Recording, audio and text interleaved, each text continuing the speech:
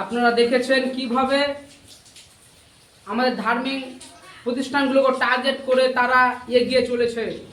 আজ আমি বলতে চাই, আপনারা কতদিন এই অত্যাচারের ধৈর্য ধরে থাকবেন? একদিন না একদিন হয়তো আপনার পাড়াতে যে মসজিদটি রয়েছে সেখানেও আক্রমণ হতে পারে। সেখানে বলতে পারে আমাদের এই ভগবানের মন্দির ছিল, ভেঙে মসজিদ তৈরি করা হয়েছে। হয়তো আজকে উত্তরপ্রদেশে হচ্ছে, কালকে আপনার ওখানে হতে পারে। তথা আপনাকে অবগত থাকতে হবে যাতে এই পরিস্থিতিটা যাতে দ্বিতীয়বার না হয় এবং আমাদেরকে সজাগ হতে হবে।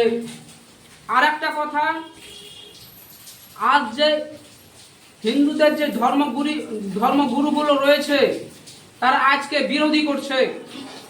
সম্বলে যে ঘটনাটি ঘটেছে সেটা নিয়ে বিরোধিতা করছে, যেটি এটা করা ঠিক হয়নি। এটা বিজেপি চক্রান্ত পরিকল্পনা আগে থেকেই ছিল, নইলে রাতারাতি সব কিছু কীভাবে ঠিক হয়ে যায়, কিভাবে রাতারাতি বিল পাস হয়ে সার্ভের অর্ডার দিয়ে দেওয়া হয়, কিভাবে রাতারাতি একটা ষড়যন্ত্রর মতন করে ফিল্মের মতন করে একটা পারমিশন দিয়ে দেওয়া হয় যে সেখানে সার্ভে হবে সকালবেলাতে, আর সেখানে সার্ভে করতে গিয়ে জয় শ্রীরামের ধ্বনি দিয়ে যাচ্ছে। আজ বড় বড় যারা পণ্ডিতরা রয়েছে তারাও আজকে বিরোধিতা করছে। আমি বলতে চাই, এতজন যে বিরোধিতা করছে সেখানে লাভ কি হচ্ছে? আমি তো দেখতে পাচ্ছি যে এরা ওপর বিরোধিতা করছে। আমি পুরো একইনের সঙ্গে বলতে পারি যে এরা মুখে শুধু বলবে হিন্দু মুসলিম ভাই ভাই একসাথে বাঁচতে চাই, সম্প্রীতি রক্ষা করতে চাই।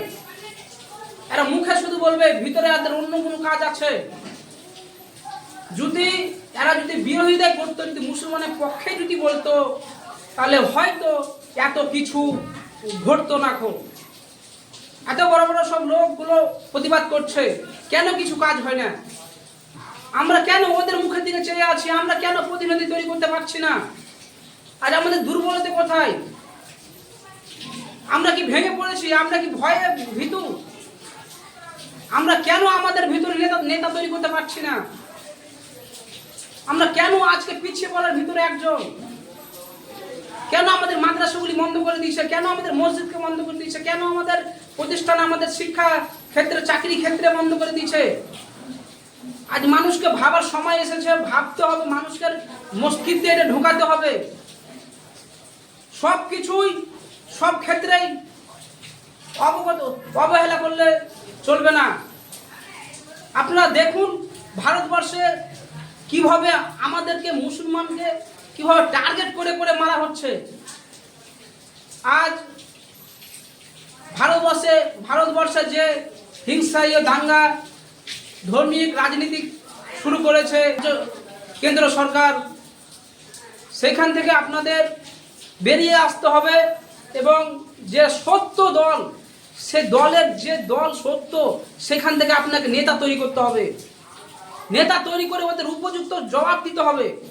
এছাড়া আপনি পারবেন না ওদের সঙ্গে লড়াইতে পারবেন না, ওদের সঙ্গে কথাতে পারবেন না, কোনো কিছুতেই ওদের সঙ্গে বর্তমানে পারবেন না।